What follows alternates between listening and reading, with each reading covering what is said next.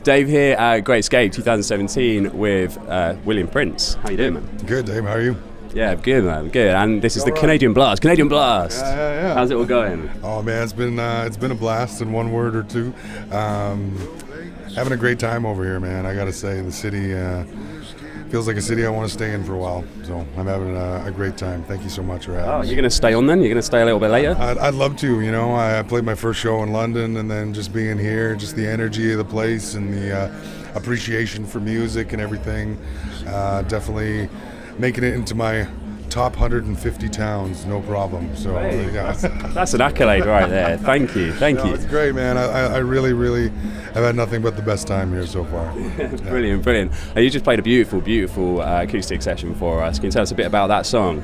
Yeah, that's a new one that I've been working on. I've been kind of trying to play some of the newer stuff while I'm over here, but it's just a song about, you know, accepting somebody for everything that they are, and then, you know, showing that you can love and appreciate all of that stuff about them all the time, you know, whether it be a good mood or a bad day kind of thing. You know, I wanted to put this story together of just showing that let me have you, let me take you all of the ways, let me show you that I can appreciate you in all those ways as well. So. You're a bit of a softie, aren't you? Yeah, totally. Yeah, I'm a softie normally, and then I'm a new dad too, so I'm even more falling off that edge of things, I guess. Congratulations. Thank you very much. So, whereabouts in Canada are you from? I'm from Winnipeg, Manitoba, the coldest place on Earth, they call us sometimes. Colder than Mars once in a while, but the heart of North America.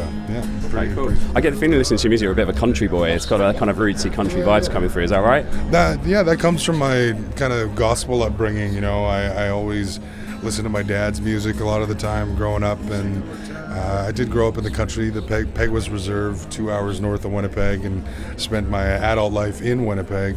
But country music has played a huge part in my upbringing and just how I've come to know music. I wrote some country songs that have made their way onto the radio for other artists and stuff, and from there I just kind of tailor the more folk country stuff to myself, you know. Cool. So you were a songwriter first, but then started performing your own stuff? I think I've always been more of a songwriter than a singer, to be honest. You know, I've just enjoyed creating art. I started off writing poems in high school and everything, and from there it was just developed into melody because I wasn't a very good guitar player just yet, and I started on piano and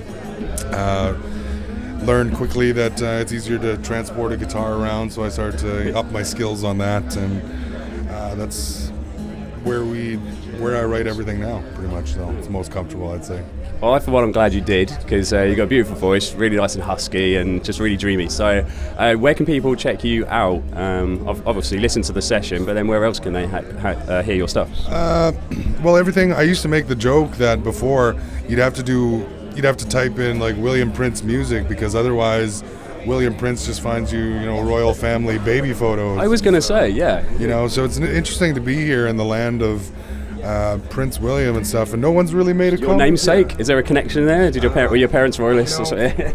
There is actually somewhat of a connection, totally unintended, but by my parents. But I'm named after my grandfathers. My great-great-great-grandfather was a historical chief in Canada.